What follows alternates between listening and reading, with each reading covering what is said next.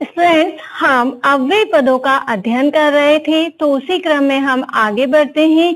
हमने अध्ययन किया कि अव्यय शब्द वे होते हैं जो खर्च नहीं होते हैं, जिनमें कोई विकार उत्पन्न नहीं होता है, जिनमें कोई परिवर्तन नहीं होता है।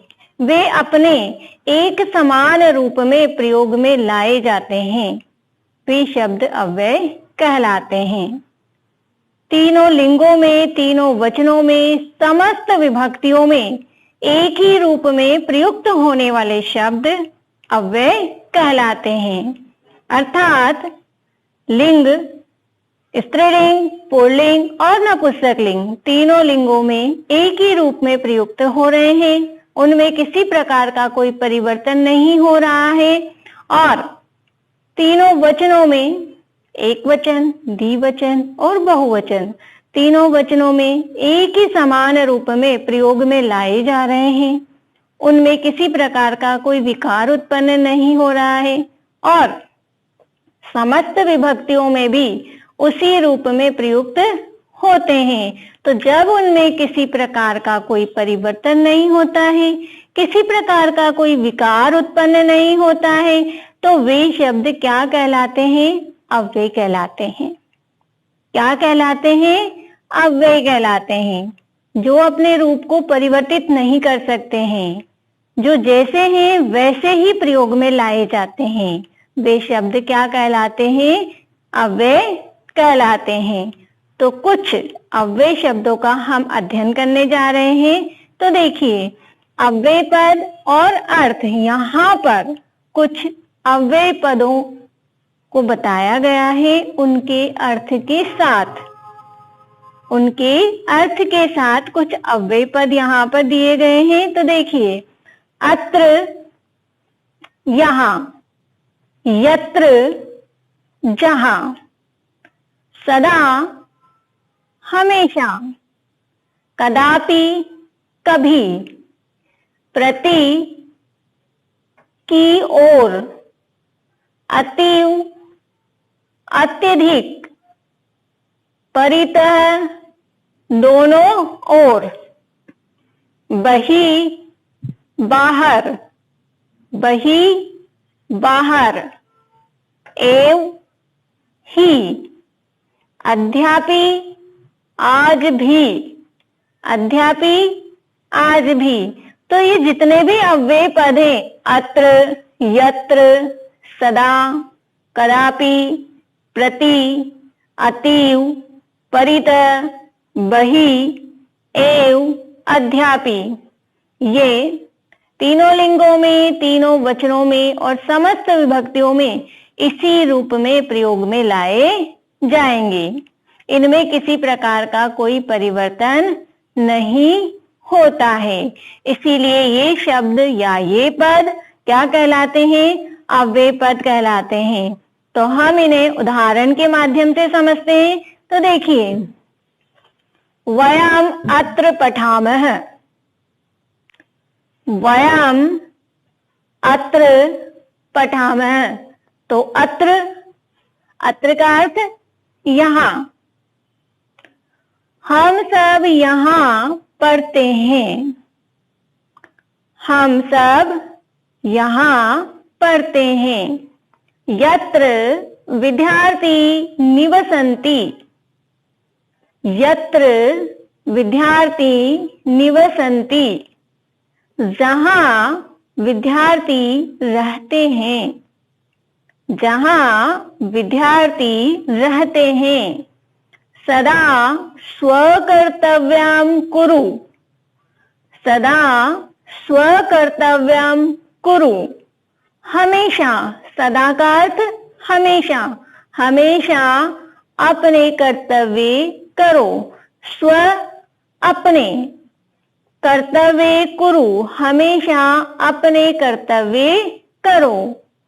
अहम कदापि असत्यं न वदिष्यामि, अहम कदापि असत्यं न वदिष्यामि, मैं कभी असत्य नहीं बोलूंगा, मैं कभी असत्य नहीं बोलूंगा। सः गृहं प्रति गच्छति। सः गृहं प्रति गच्छति। प्रति का अर्थ की ओर। वह घर की ओर जाता है। वह घर की ओर जाता है। सः अतीव समृद्धो अस्ति। सः अतीव समृद्धो अस्ति। वह अतीव अव्यय का अर्थ है अत्यधिक। अतीव अत्यधिक। वह अत्यधिक समृद्ध है। वह अत्यधिक समृद्ध है, संपन्न है। ग्रामं परितः जलम अस्ति। परितः का अर्थ है दोनों ओर। ग्रामं परितः जलम अस्ति। गांव के दोनों ओर जल है। गांव के दोनों ओर जल है।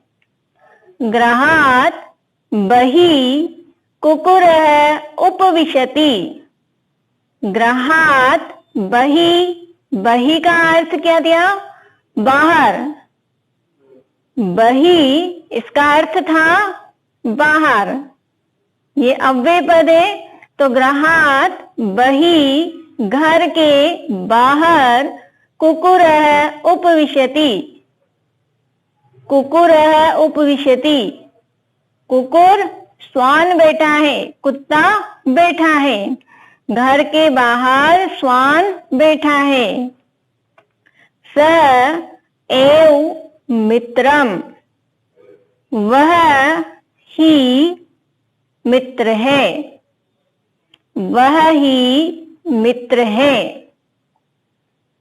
अत्र अद्यापि उत्सवो भवति। अत्र अद्यापि उत्सवो भवति। अत्र यहाँ आज भी उत्सवो भवति, उत्सव होते हैं। यहाँ आज भी उत्सव होते हैं। तो हमने यहाँ पर उदाहरण के माध्यम से अव्यय पदों का प्रयोग किया है। तो हम जैसे हमारा जो पहला उदाहरण है उसमें देखिए, अत्र वयम अत्र पठामः। हम सब यहाँ पढ़ते हैं। हम सब यहाँ पढ़ते हैं। और यदि सः अत्र पठति, यदि यहाँ पर हम परिवर्तन करते हैं तो भी अत्र शब्द वैसा का वैसा ही रहता है। सः वयम को हमने परिवर्तित किया, क्या बदल दिया? स बदल दिया। पठामः को हमने बदल दिया, स के अनुसार पठति वहां पर प्रयोग में ले आए हैं। लेकिन जो अत्र शब्द है, अव्यय शब्द है, वह वयम के साथ भी अत्र ही आ रहा है और सह के साथ भी अत्र ही आ रहा है। तो हमने यहाँ पर अध्ययन किया कि जो अव्यय शब्द होते हैं वह किसी भी रूप में परिवर्तित नहीं होते हैं। उनका हर रूप में समान रूप से प्रयोग किया जाता है। हर विभक्ति में, हर लिंग में, हर वचन में वह एक समान रूप में प्रयोग में लाए जाते हैं। तो अव्यय पद देखते हैं, अत्र यहाँ, यत्र जहाँ, सदा हमेशा, कदापि कभी, प्रति की ओर, अतीव अत्यधिक, परितः दोनों ओर, बहि बाहर, एव ही, अद्यापि आज भी।